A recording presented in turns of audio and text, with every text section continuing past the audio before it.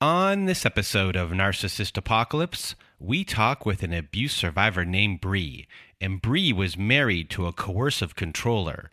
It's a story of financial abuse, isolation, infidelity, moving goalposts, post-separation abuse, and triangulation.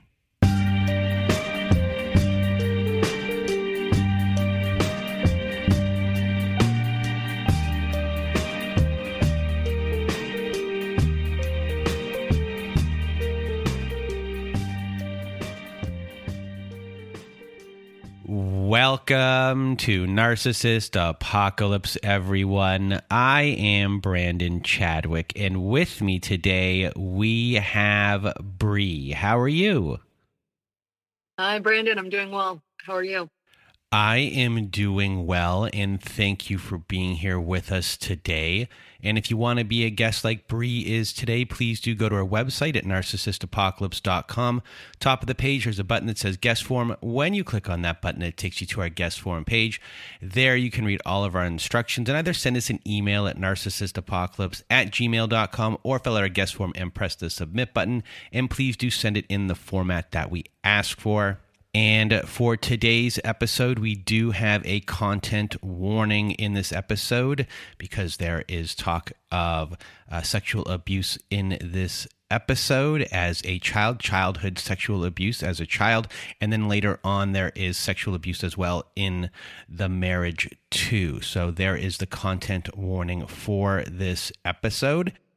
And today you are going to hear Bree's story. It is one of coercive control and also one of post-separation abuse. And a difference here today is that with most of the stories that we hear with post-separation abuse on our show, especially the ones that happen, 10 years after the fact, usually they involve children. In this case, Bree's story does not. We're just dealing with someone who refuses to let things go, and they just need control, and they need to win somehow. So a big thank you to Bree for being here with us today. And now I'm going to get out of my way and your way. Bree, the floor is now yours. Hi, everyone. Thank you so much for having me on the show and taking the time to hear my story. A lot of this happened quite a few years ago, and I just wanted to share what I'd gone through because in the aftermath, I realized that for me personally, hearing what other people went through helped me to recover because it helped me to realize, okay, I'm not crazy. This was a crazy situation with somebody who was not a good person. And so I hope that some of the things that we discuss and I share today can be of benefit to the rest of you that are listening in your own journeys to recovery. So I guess we could start with kindergarten. Before I went to kindergarten, my mom was very stressed about me being able to hold my own in kindergarten. So she taught me to read. And in kindergarten, everyone else was learning the alphabet. And the teacher would make me sit down with all the kids who were learning the alphabet. And it was like, well, this isn't fair. I already put in the time and energy to learn the alphabet and how to read. I want to go look out the window. And so I would get in a lot of trouble in kindergarten because I didn't want to sit down and relearn the alphabet since I already knew it. And finally, the teacher would always, she like hated me. Finally, they let me take an advanced placement test. This was like in the 90s. So they had these box computers that you had to go to. And so I went to one of these box computers, took a test, and the test showed that I was at this reading level. So every day when the kids in my class would start learning the alphabet and things like that, I would go to a different classroom with older kids and I would go to the reading box and I'd have to read until my teacher came back to get me. And so from, I don't know, from that age, I was kind of like already the idea of being like cut off from my community as like a normal thing, like not necessarily a bad thing. Like, I think that's where it came from. So when my ex wanted me but in Italy, staying by myself, studying things by myself, I tied it back to that as being like an advanced placement good thing, like good things will come from this. And I didn't look at it how I should have, which is he's isolating me from my friends and family. And so that he can manipulate me and control me in ways that are not healthy. So when it comes to your family and how you were treated within your family, did you inherit certain belief systems from them growing up? Did you have any trauma or anything like that? And what was the rest of your childhood like? And did you aspire to be something when you were younger, or were you someone who was didn't know what they wanted to do? I do have a relative who has borderline personality disorder.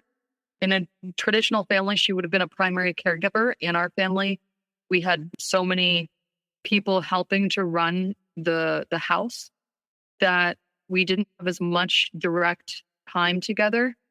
But I did grow up in an environment where I would be expected to be, her attachment style is anxious avoidant. So I would be expected to be fully present, fully involved. And then at the drop of a hat, I was expected to just disappear and not say anything, not need anything, just go to my room, be quiet, be left alone.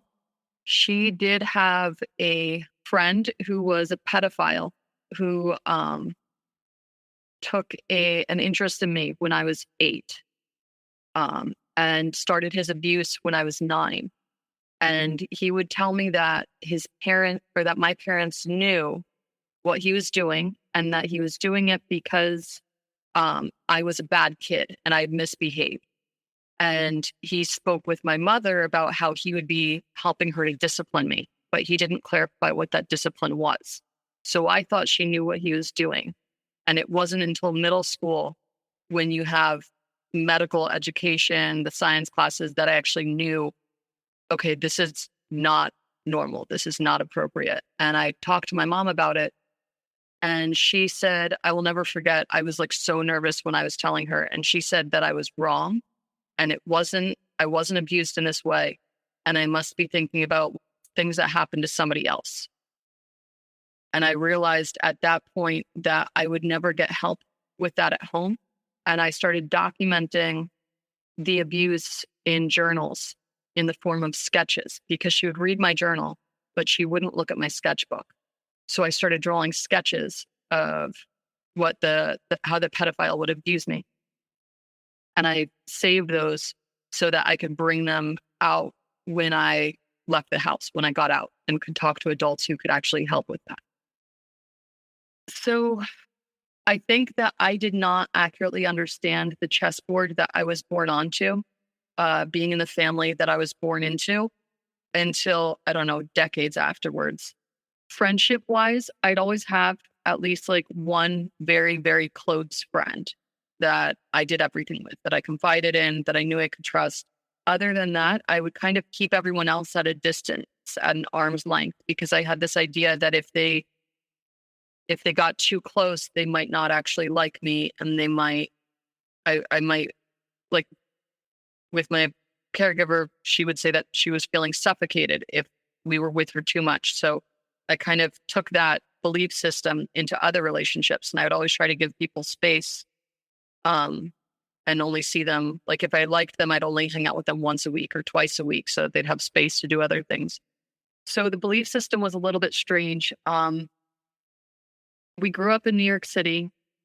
My parents loved, we grew up in a mansion. I kept trying to skirt around this. I can't really. My parents used to have lots of events there. And so we'd have people from all over the world. When they'd come into New York City for a speaking engagement or something, they'd end up doing some sort of gala, nonprofit gala or dinner or some sort of event at our house. So it was a very international, eclectic house. And with that, my parents were very open to like Catholicism, Pentecostal. They were open to Buddhism, Judaism. What else? It was everything. Growing up in our house was very fun. There was always an adventure, but you never felt like you were standing on concrete. You felt like you were always standing on moving slabs, and you kind of were just expected to based on whoever was in the house, whatever my parents were interested in lately, you were expected to adapt and smile and be like a happy child in the public image. Meanwhile, behind closed doors, you were kind of like, what's going on? I don't get to ask questions. I just am supposed to smile and nod and go along with all of this. So, when it came to relationships and dating growing up, did you have any relationship beliefs while you were growing up? Were you allowed to date, or did you have any dating experience at all? My parents were very strict with my dating life until my senior year of high school. When I went to college, a lot of friends gave me advice saying, don't date your freshman year. You're starting to figure out who you are within a new space and a new environment. So I didn't. By sophomore year, I kind of tried dating a few people. It didn't really work out. I was very clumsy in the dating world. It was very naive. And then when I was a child, my favorite story was the story of Esther. And so my parents would use that story to kind of prime me with this idea that they would pick who I was going to marry and it would be beneficial to the family.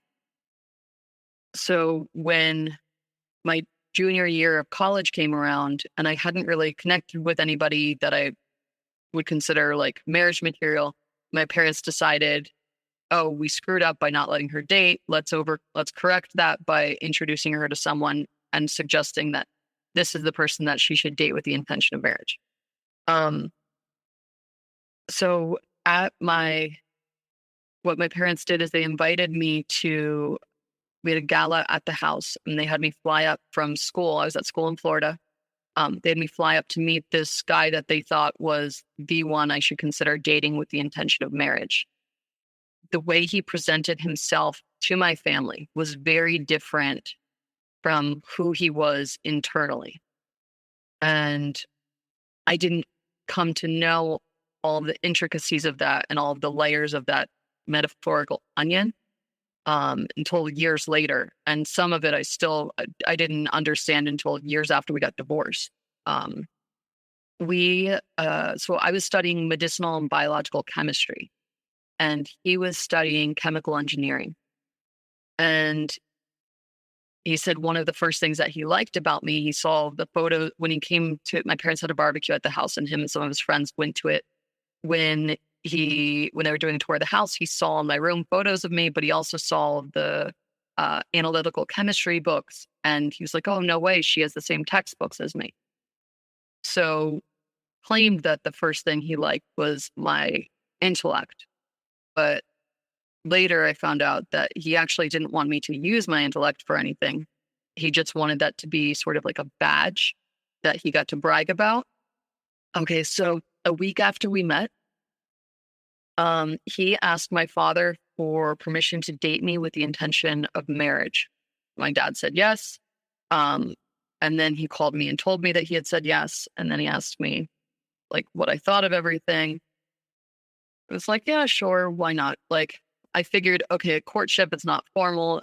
I can break it off. Worst comes worst. So literally 1 week after the courtship, after he asked my father for permission to date me with the intention of marriage, he goes to some event and he's making out with a girl in the back of a van at the tailgate of this sporting event. And he tells me it. And I was like, well, then clearly you don't take us seriously because you wouldn't do that otherwise. And he was like, no, it was peer pressure, this, that, and the other thing. And he blamed it on external circumstances. In December, he officially asked me to be his girlfriend. I said yes. And then a week later, he was at another party with some friends and they all were sleeping at the lake house. And he ended up sleeping in the same bed as girls. And so to me, this was like, okay, he's very insecure. This is another red flag. This is kind of like strike two. I asked my family and professors what they thought of this. And they said, well, nobody loves you more than he does. It was an immature mistake. But hindsight is 2020. And so years later, they were like, oh, well, you saw the red flags. Why didn't you do anything? And at the time, I was so naive when it came to dating. was like, okay, maybe this was just another slip up and it won't happen again. But it actually was him setting the stage for a repetitive pattern that was there throughout our relationship. So when it comes to this person, who are they in the sense of what they want to portray to you and what they want the world to see them as, and how do they view themselves? When he first met my father, he said he was interested in one day being a congressman or a senator. And he needed to marry somebody who knew how to entertain local and foreign politicians and whatnot, and knew how to network. And based on how I grew up in the mansion with the galas and the networking events and all these foreign guests coming in, my parents were like, oh, this is a perfect, obvious match. And I think they were so focused on that and that false image that he had laid out that they didn't look at all the cracks in that false image. And they were so excited by this idea that they didn't stop to question if who he currently was aligned with who he claimed he was going to be. His mother was married and divorced 5 times. And I always thought, like, okay, this is not like a great idea because he's not going to know how to be married. And my parents were like, no, he's very open to learning and to mentorship, and we're going to teach him.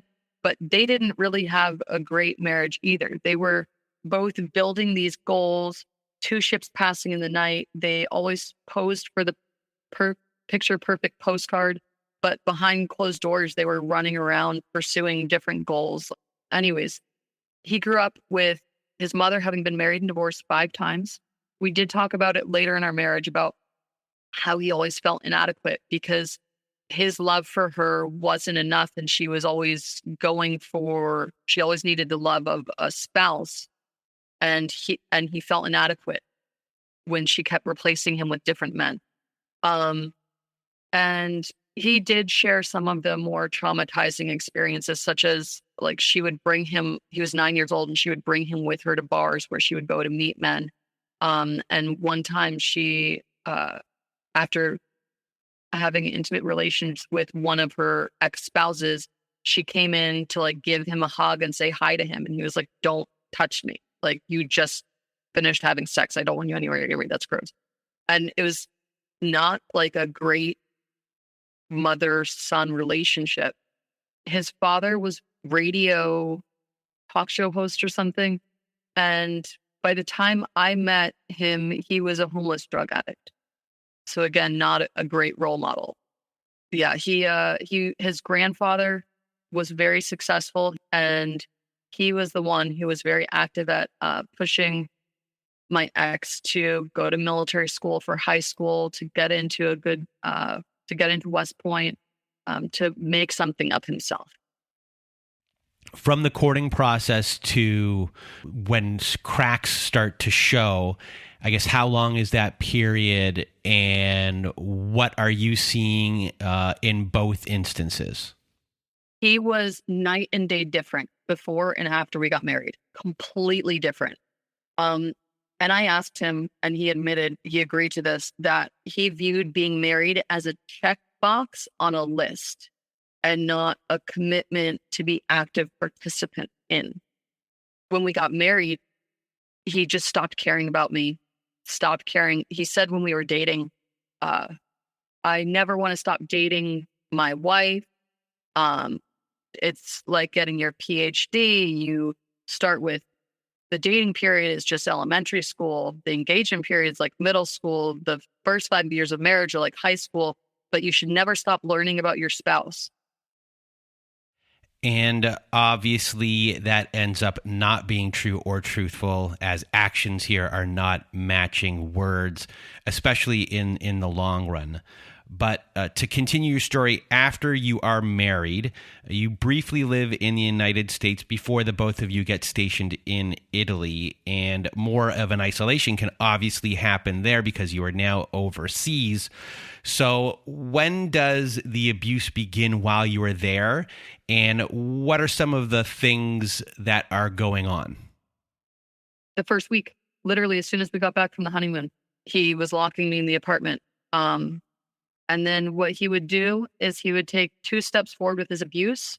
He would be held accountable for it, and he'd take 1 step back. An example, I found emails where he would give me like a 3-paragraph explanation of why my brother or my father or my sister, someone in my family could not come to visit us when we were living in Italy.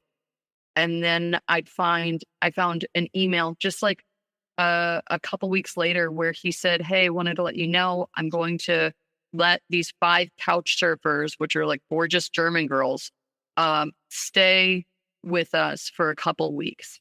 Having my attention wasn't enough. He needed the attention of every woman. He would invite me to go to the bar with his friends. He would sit me at one end of the table, and then he would walk around the bar and talk to all the beautiful women in there. And then if one of his friends came up to talk to me, he'd run over and say, "No, what are you doing? Don't talk to her. She just wants to be left alone." And I was like, "Well, no, I don't. And I don't understand why you have me sitting at the bar so I can watch you flirt with all these women. Like, that's just not acceptable behavior." When we first moved to Italy, and it was very common in his career line for the wives to network together. And he specifically asked that I not interact with any of the wives of his coworkers, which was I thought it was very strange until the first day he went to work, when he locked me in the apartment it was like 16 hours. And I had only a pound of bacon, a box of blueberries, and a box of spinach in the fridge. That was it. And when he came home, he apologized, said it was a grueling day. He didn't expect it to be that long. It wouldn't happen again. But it happened again every workday for the next 2 weeks. So here is a moment where you were locked in your apartment because this specific apartment, the doors lock behind you and there's no latch on the other side of the door for it not to happen. And you were given no extra key. You weren't allowed to have one. And he also takes the car to work too, which is now further isolating you. And you don't have a cell phone, but you are able to use your home phone. And this is where you call your parents about what is going on, just to kind of figure out, is this thing normal? So what happens from here? After 2 weeks, I called my parents. They were shocked to hear how he was treating me because he had presented and promised to them something very different from what he was doing. So they offered to fly me home to stay with them for the summer. When I told him that I was going to go home and stay with my family for the summer because it was obvious he was not ready to be married, he scoffed and said, "How are you going to get there? I'm not paying for your flight." And I very calmly and matter-of-factly told him, "You don't have to. I told them that you've been locking me in the apartment for 12 to 16 hours a day, every day for the past 2 weeks while you're at work, and they offered to fly me home."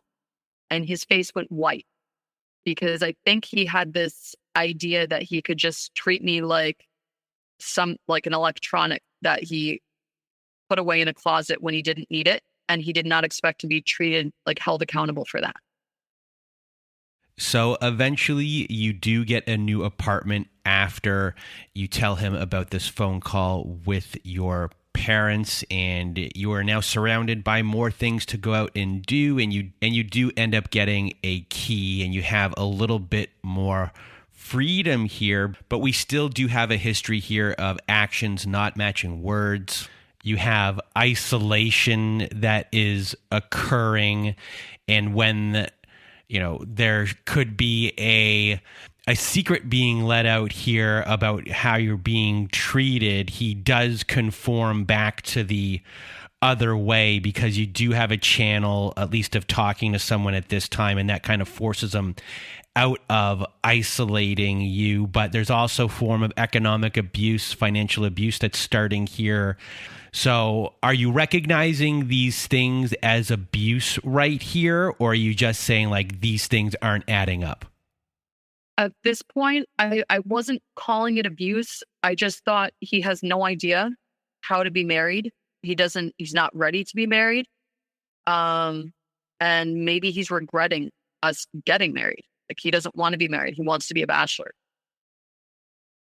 So when he moved us to the new apartment and he stocked the fridge, I took that as, oh, he's finally figuring it out, what it means to be married. He's ready to be married. He's going to put in the effort. I didn't realize that that was just like a fake correction and it would go back to abuse. I didn't realize that this would be cyclical. I thought this was like a one-time thing. I was a new person, a foreign country, and my ex was able to control the situation very heavily. I was spending all day, every day, by myself in this apartment. And I obviously was like, okay, to pass, I have a degree, I'm educated, I want to get a job.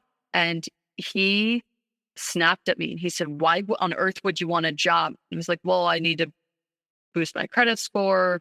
I'm sitting alone by myself all day, every day. It's boring. It's like, might as well do something useful, this, that, and the other thing. And then the only thing he heard there was credit score. And he said, why do you need a credit score? Are you trying to leave me? And I was like, that is just so not a normal reaction. Like, of course, both parties in a marriage should have good credit scores. Like, that is something that I feel that my parents did right with teaching us that. And it was such a strange response. Like, in hindsight, I realized he was consistently fearful of me leaving him because he knew how bad he was treating me compared to what he should be doing. So here I am. He won't let me get a job. The only freedom I had was to walk around in the beautiful fall weather, and I had no winter clothing, no winter coat, no winter shoes, nothing. Finally, and I talked to him about it. It was cold, wanted winter clothing. And he said, no, how are you going to pay for it? I realized, okay, he expects my parents to consistently be paying for my expenses because he doesn't want me to get a job and he doesn't want to pay for it. Well, the commander of the base ended up hearing about the fact that I was riding my bike to and from the grocery store because he wouldn't give me the car. He wouldn't give me the car to run errands and he wouldn't buy me winter clothes. So I was literally biking to and from the grocery store in freezing, like in the freezing pouring rain in summer attire. So when he was confronted about that, he bought me a winter coat, and it wasn't a real winter coat. It was a windbreaker that was really cheap that looked like a winter coat so that he could pretend he had bought me a winter coat. Too many people were still asking questions because all I had was summer clothes and this winter coat. And then he finally bought me, I think it was like 5 pairs of clothing, like 3 shirts and whatever, just a small amount of winter clothing just to check the box. So coercive control has taken hold that is a little bit easier to see in some ways from my perspective. Obviously, when you're in this, it's very hard to see at all because you're knee deep in it. But based upon the background in which you came from, where you came from a wealthier background and you're used to certain things in your life kind of growing up, here now you are at the opposite end of a spectrum for you. You know, you have no phone. You have, your freedoms are being taken away from you. You don't have any money. Your clothes, you know, you don't have proper clothing to wear. You right now, it's like 2 different worlds from where you came from to where you are now. So are you recognizing that at this point and that something is wrong? Because other people are recognizing now that something is not necessarily wrong, but like, hey, this person needs to be given proper clothing, at least, you know, within that community. I think You just hit the nail on the head with that. I think that a lot of his abuses and controls, I didn't see them as abuse or control because I thought, well, I grew up in a very privileged environment with parents who were financially well off and successful. And this is what life is like when you're starting out building your own life in your early 20s. So I didn't know what of it was abuse and what of it was just, we're not living on my parents' salary. We're living on a starting your career salary type thing. And it was interesting because in the beginning, he framed me not working as like a good thing for me. And then it became this thing where I realized it was just another isolation tactic. So eventually your husband gets briefly redeployed, and this gives you an opportunity to get a job without him being there to oversee your day-to-day. So walk us through this. Yes. So he made so many rules for when he is deployed. A lot of the wives whose husbands were at this rank, if they didn't have a job on the military base, working in an admin office or something, they flew back home and they got some sort of interim job just to pass the time productively while their husband was deployed. Some wives, their husbands let them travel. They had kids, so they traveled around and had fun with that. But everyone was kind of doing things. So I was trying to figure out, okay, which category should I fit into? He was livid when I suggested that I go home and maybe get a job at home. And then he was still vehemently against me getting a job on the base. And his argument this time was that he could not handle, he said there aren't enough women on the base and he could not handle the sight of one of his colleagues hitting on me when I went to work in an admin job on the base. And it's like, okay, just that's not that like he made it seem like such a tragic, huge deal. And it's not. Okay, somebody flirts with you, you brush them off, you walk away, go on with your work day. So, and then the third category, which is the wives who were having fun and traveling, he said he didn't want me to travel or experience any new things or new countries without him. So I was kind of just left there. But the one thing he did promise is that he would buy me a dog. And he finally bought one right before he deployed. We went to pick one out. And then I was able to pick her up at the end of August. So a few months after he deployed, I was able to get her. And I thought it was a gift, but I really should have seen that it was a Trojan horse because having a puppy forced me to live at home. Like I couldn't travel without him. So what I thought was a gift was also yet again another control tactic. So I got the puppy and I'm sitting home the one day, like in between training the dog, and I went online and saw that there was a job opening on the base managing sales for Apple on the military base. And I was like, oh, you know what? This is like, there's such a low chance I'll get it, but let me just apply and see what happens. And because of an internship I'd done in college, working with a few US corporations, I was the one that was picked. And when he found out I had this job, he would try to say that we needed that money for all sorts of things. And then when I wanted to do something fun, he would say we don't have the money for it. So he was trying to find ways to control my income. Once he found out about the job, he was trying to find ways to control it while he was deployed. Just exhausting. He also tried to go around me and had my paycheck directly deposited into his account. And fortunately, I was informed of this and he was not able to do it. But I was just, at that point, I was like, he's insane. He's absolutely insane. Like he's trying to go around me as if this is like the 1920s and like control my paycheck. Oh, he asked me to put that money into savings accounts. He had these savings accounts that he refused to put my name on. His mom was his co-signer. His mom was the beneficiary. I had nothing to do with them. And he wanted me to put my paycheck into those savings accounts. And I refused. I said, I will do it if you put my name on the account. He refused. So that was that. So eventually you working becomes the norm. And all of the money you are making, he's trying to control it. And as if he's allowed to hide his money and all of your money should be going to the household. And when you try to challenge this, it really gets nowhere, and all you're getting is rage from him. And then there's even an incident where he pockets $12,000 from an insurance claim loss when most of your stuff is the stuff that is being claimed. And with all of that stuff happening, you two are still trying to figure out your relationship, and you both agree to go on a trip together, one in which he actually wouldn't even pay for. You paid for everything. And this is where you find out that he has been cheating. So walk us through this. Oh my God. Yeah. To this day, I remember I was sitting in an orange hoodie and my chest was pounding so hard that my hoodie was vibrating as I was staring at the laptop at the nude photos that he had sent to his mistress.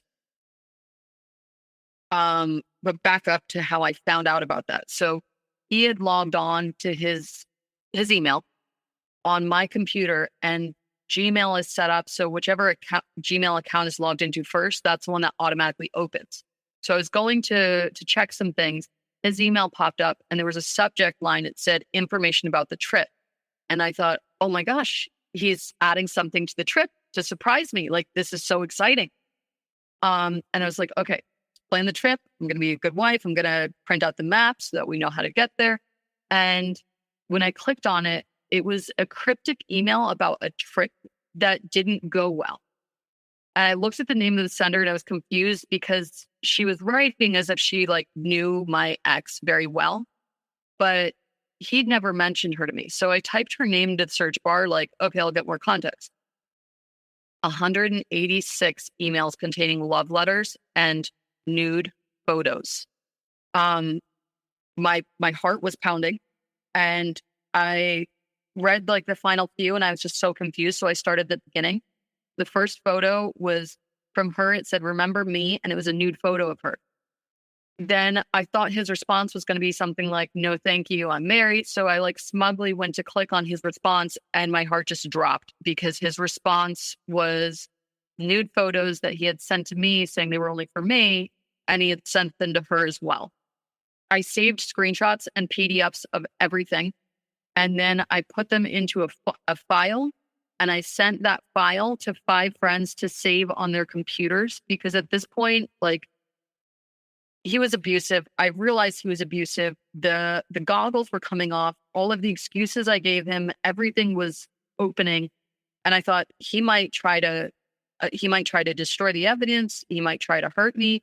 I want this documented so that if anything happens, people know the truth. So I also put it onto 3 separate hard drives.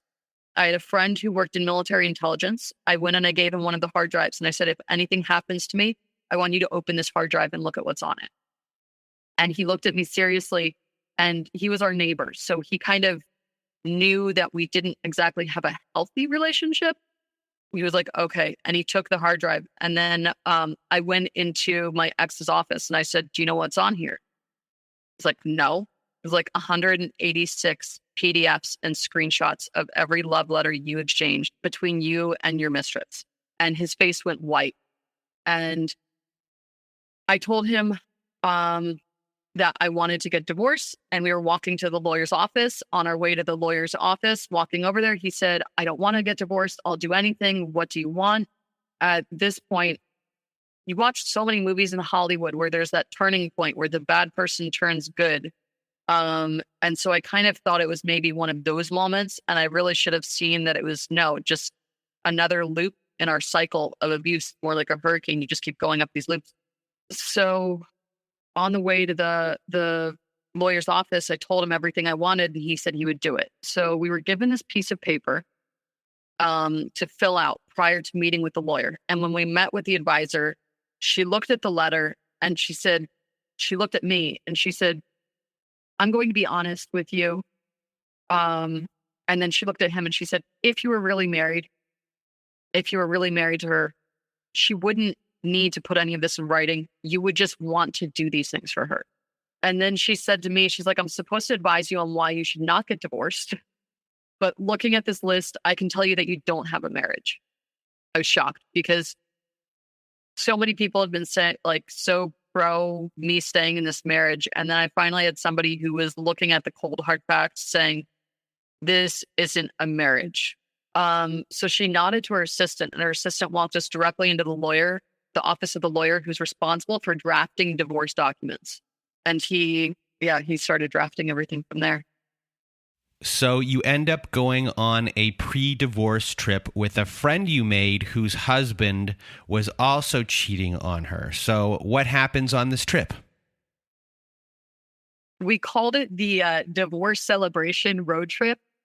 We both brought our dogs. We decided we would just like have fun just without our exes, and we were going to just drop all the drama from our minds for this trip. So 2 days into the trip, my friend met one of the bodyguards of and she convinced him to join us on the trip. It was funny because she was on the trip to meet people and to maybe meet someone and just have like a rebound relationship. And I was on the trip swearing off men for the rest of my life. And she said to him, oh, my friend here is Jewish. You'll be in good company, because this guy was very Jewish and just not going to even flirt with this girl that he decided was obviously not Jewish. And he looked at me, and I had my Star of David necklace on. I pulled it up and showed it to him. And then I put it back tucked it back, because we were in certain parts of the world, you don't want to be so loud about your religion. So I tucked it back under my shirt, and I went back to reading this book on my iPad. So he decides that we're an okay group to travel with, and he starts talking to her. We pack up the next day. We're getting ready to go, and I spent, I don't know, the next day and a half barely speaking to this guy. Like, I can't believe my friend adopted someone and is bringing him on our divorce celebration road trip. She decided it was a good idea because he had bodyguard experience, so he should be a safe companion to travel with. So we arrived in Amsterdam, and I'm straight edge, and my friend is not. And the gentleman we brought along with us, he also turned out to be straight edge because he had regular testings at work. So we bonded over our united and unique goal of finding the best Jewish food in Amsterdam. This unique trip that I thought was going to be swearing off men, it turned out to be like exactly what I needed. Over the previous day and a half, when I had been avoiding our new guest, he had heard enough from conversations with people calling me about what was going on and this and that, and the other thing. So he knew what I'd recently been through. And so what was interesting is he had 3 married sisters, older sisters who were all married. And so he had a lot of insight into the inner workings of like healthy marriages. I don't know. It was very healing just hearing somebody he's grown up with seeing healthy marriages, both his parents and those of his sisters. It was very healing just hearing him say, you're not crazy. Yes, this is abuse. And just developing, I don't know, a unique relationship with someone who kind of just pulled me out of that hurricane. Anyways, so he pointed out that I didn't need to wait for like a post-divorce asset distribution before moving on, because as a Jew, I could make Aliyah and start over in Israel. So we spent a lot of time speaking about that and what life looks like for people who do that. And by the time I got back from the trip, I felt like I was ready, and that's what I was going to do. I had my plan. I already had a new friend over there, and his sisters and his mother were all welcoming. So I felt like I had enough of a community over there that I could go to and make Aliyah and not feel so alone and isolated yet again. And for those who are listening that don't understand what Aliyah is, any Jewish person around the world can go to Israel. And what's the program? A 1-year program? So what you do is you go through a language course. You learn Hebrew. And then they look at your past work experience and they help you to find a career. They also give you a small allowance and housing until you get on your feet. So you are thinking of doing Aliyah, and you have this idea of Israel and starting brand new, but then your husband starts to throw wrenches into everything. So walk us through this. I came back. I'm ready to leave, ready to move on. I'm moving to a different country. I'm not going to be isolated. I already have friends.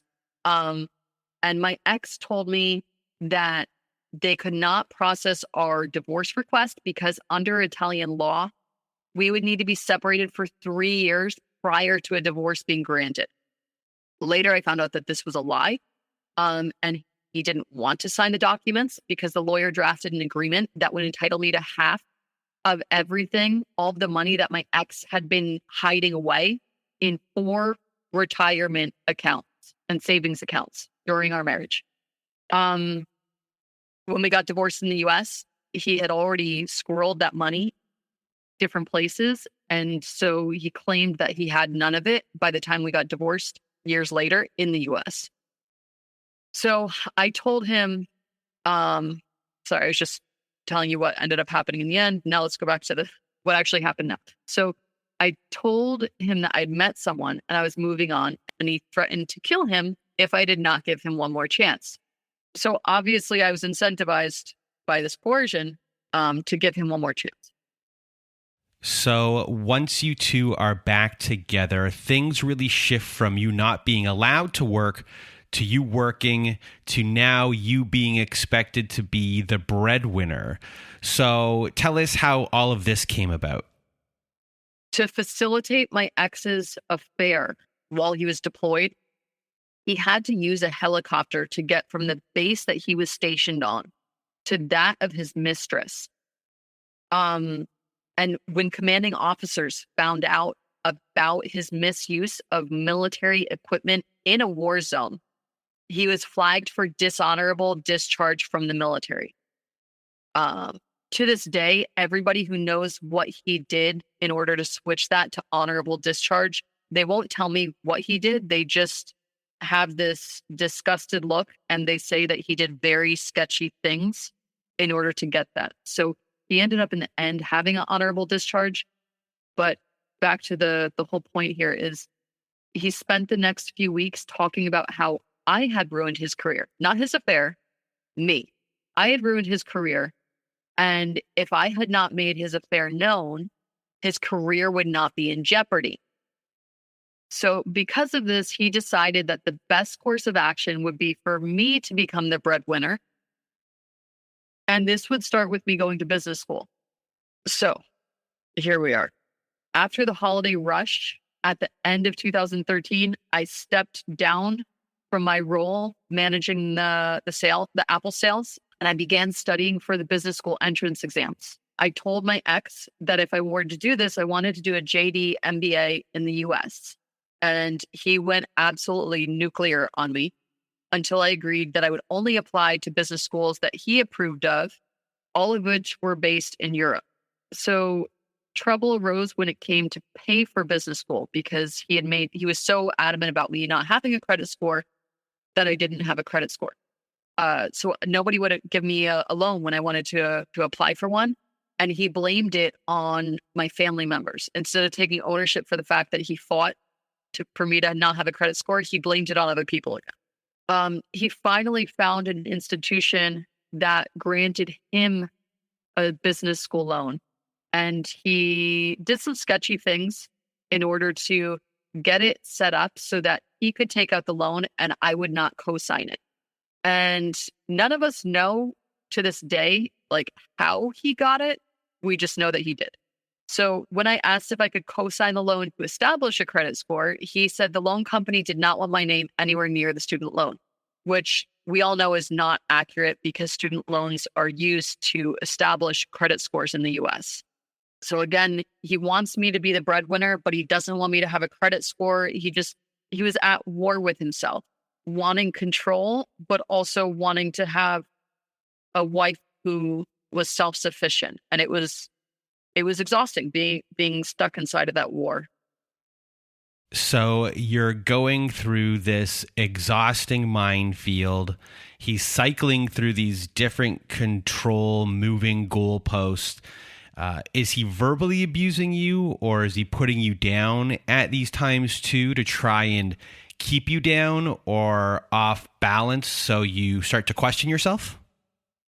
Oh my gosh, he would always insult my intelligence. Or he'd say, "You don't know how the world works." Because somebody would ask something about my childhood. And if I dared to mention an au pair or a housekeeper, he would say, "You realize how you come off when you say that? People are just disgusted by you." And yeah, he would do these things to try to make me embarrassed of coming from a good family that where my parents worked hard and were financially well off. And that took me a long time to realize it wasn't something to be ashamed of.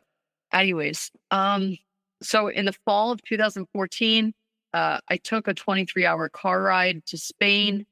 My ex helped me to set up my apartment before I began my courses.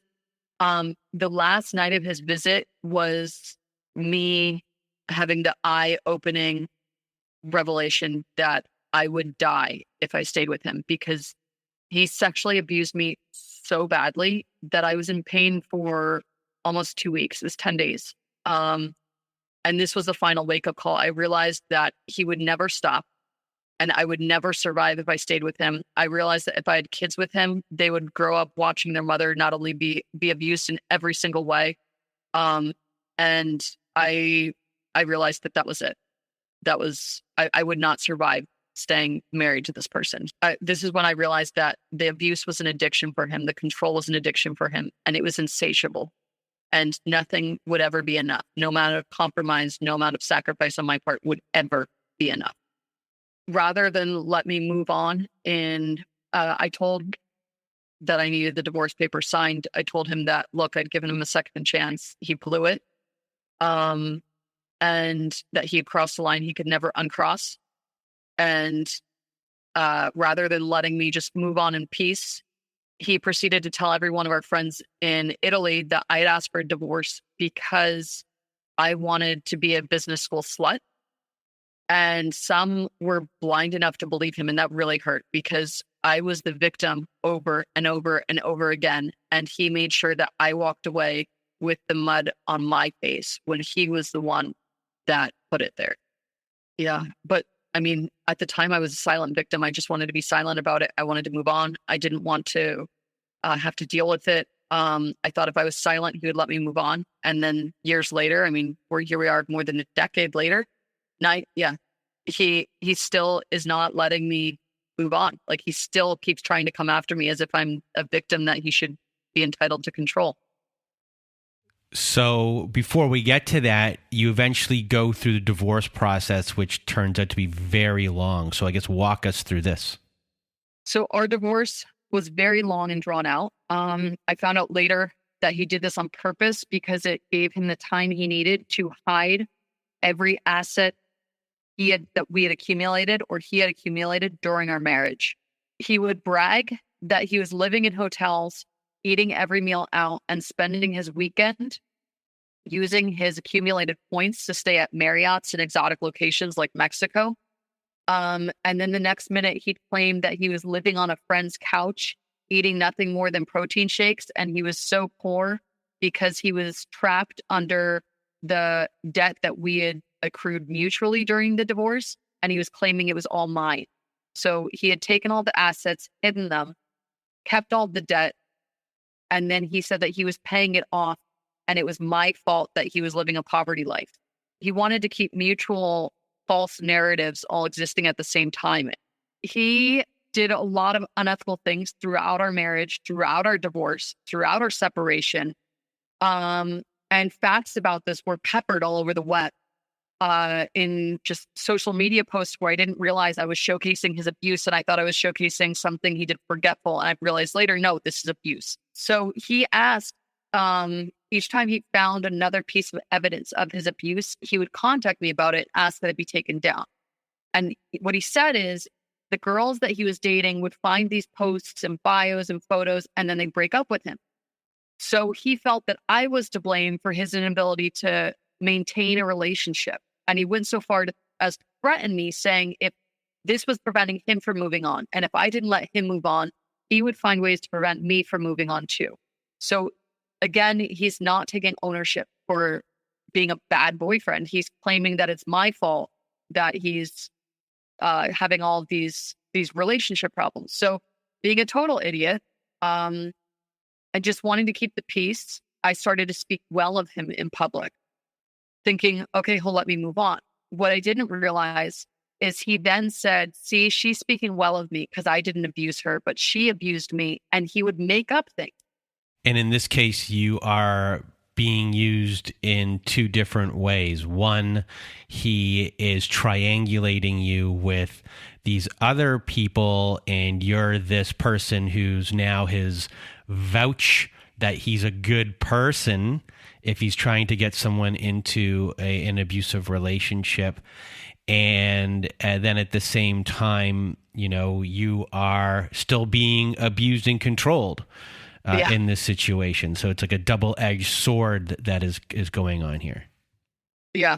Yeah. And I mean, my gosh, I so appreciate the time we had to talk about this and break it down even further, because I thought, like, after reading all these books, I understood all the intricacies of like the abuse and the triangulation and everything. But like, just talking with you, I've continued to realize like even more spots where I was abused or misused, and I didn't even see it as that. So when it comes to post-separation abuse, earlier you mentioned that you took out a student loan, but it was really him taking out a student loan which he wouldn't let you co-sign. It was that iffy loan where you really had no idea how he got it or where he got it from, and you were paying him money to pay off that loan. And this loan becomes a big issue in post-separation, which he starts to use as a form of control and hold it over your head. So what happens with this? So when we were still married, he took out the loan for business school. He would never tell me how much was left on the loan or how much I paid. And I have multiple emails where I kept asking him for this information. And like a loan shark, he would just send me random texts and emails demanding money. And then later he'd send texts denying having ever received those payments. He'd ask for like $4,000 out of the blue, claiming that he needed to pay rent for the next month. And then he'd forget he'd said that, and he'd send me photos of him on his ski trip in Vail, Colorado. And then an older relative who's very intelligent, she pointed out that it was clear that he planned to hold the fraudulently acquired student loan over me as a control mechanism until I died. At one point, he decided that this level of manipulation and control was no longer enough. It was no longer giving him the high that he once got from it. So he decided to try to go after a company that I built years after we had gotten divorced. So in the winter of 2022, I was served papers. And he had spent all of these years creating fake evidence. Like there was a fake email that literally had fraudulent information in it, and he claimed it was evidence. And he was using this to paint me as an abuser. And because I had spent all that time trying to placate him and talk like amicably and peacefully about him, he felt emboldened enough to act to come at me again. So now you are here still dealing with all of this. You're divorced though, and you've started, a new life with someone else. So, how are you feeling about everything? Obviously you're still in it when you thought, why am I still in this still? But he's still around and causing problems. So how has your healing process been while that's still going on? Yeah. So I think one of the best things I've learned is that people are at war with themselves everywhere. You see people every day on the street. They're at war with themselves. They're at war with something going on with someone else. And sometimes they want to pull others into their personal war. They want to pull others into the hurricane that they have going on in their mind. And one of the best things that you can do for yourself is stop the war you have going on in your mind, and then stop allowing yourself to be pulled into the war that other people have going on in their mind.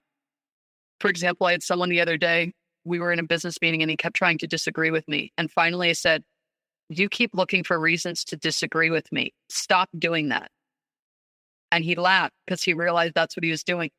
And he was like, well, I'm just concerned about, and I was like, you're talking to me about me managing something. If you can't trust me to manage that, I don't need to be in this meeting anymore because this is a waste of time for me. And just drawing that firm boundary was able to bring our meeting in a completely different direction. So as much as I'm still trapped in this current final battle with him, I have learned so much about how to just draw boundaries with others who are trying to see if they can test pulling me into their own hurricane of abuse. I would say that one of the best decisions I've made is making a promise to myself that every single month I read one book, either on some sort of like self-help book on how to be the best version of yourself mentally and be fully there with the people who value you, and how to identify and avoid and be a bad target for people who would try to pull you into their hurricane and pull you down. And if you had any words of wisdom for everyone listening, what would they be?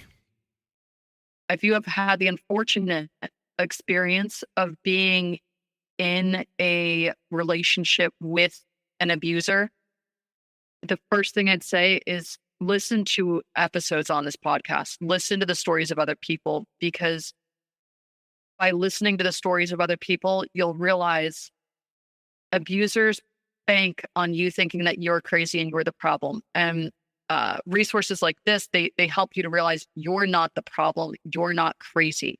There is somebody else out there who is. Do not negotiate. What was the saying? The saying on the base in Italy was always, do not negotiate with terrorists.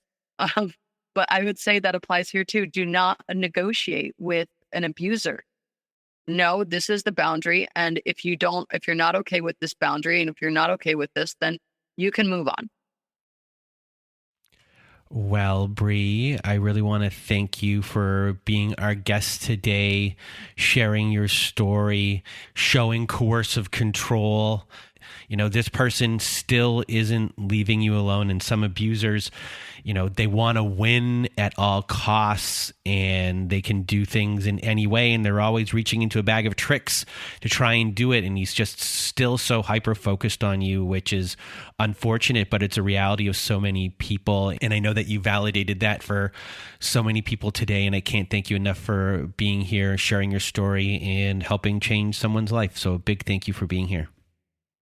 Thank you for hosting it, and thank you.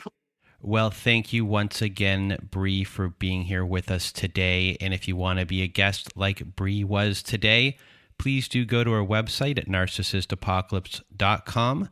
Top of the page, there's a button that says guest form. When you click on that button, it takes you to our guest form page, and there you can read all of our instructions and either send us an email at narcissistapocalypse@gmail.com or fill out our guest form and press the submit button. And please do send it in the format that we ask for. And if you are someone that needs support, we here at Narcissist Apocalypse have a support group. So at narcissistapocalypse.com, top of the page, there is a button that says support group. When you click on that button, it takes you to our very own safe social network. And inside, you'll see that we have Zoom meetings every Wednesday night, Thursday afternoons, and Saturday nights.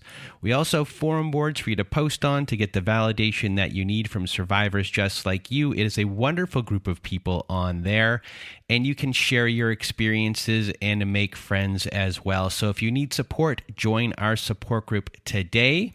And if you need even more support, please do visit our friends at domesticshelters.org. At domesticshelters.org, they have articles and resources to help you make sense of what you are dealing with. They have every phone number and email address and web address for shelters and agencies, no matter how big or small the town you are in. Domesticshelters.org has it there. It is a wonderful free resource and a wonderful organization. So if you need extra support, please do go to domesticshelters.org. And we also have a new friend to the show, and they are Shelter Movers. And Shelter Movers can be reached at sheltermovers.com. And Shelter Movers helps survivors of domestic violence transition to a better and safer life. It is a volunteer organization, a donor-supported charitable organization as well. And what they do is they help coordinate moves for people who are getting out of domestic violence. They help you to safety, and they get all of your things out of your home and into storage, all of your belongings into storage, and they can do this for your pets and livestock too. It is a wonderful organization, so if you need help from them or just want to donate to them, please go to sheltermovers.com. They are currently only available in Canada, but they are looking to expand into the United States eventually. And that is it for today's episode. So for myself and Bree, we hope you have a good night.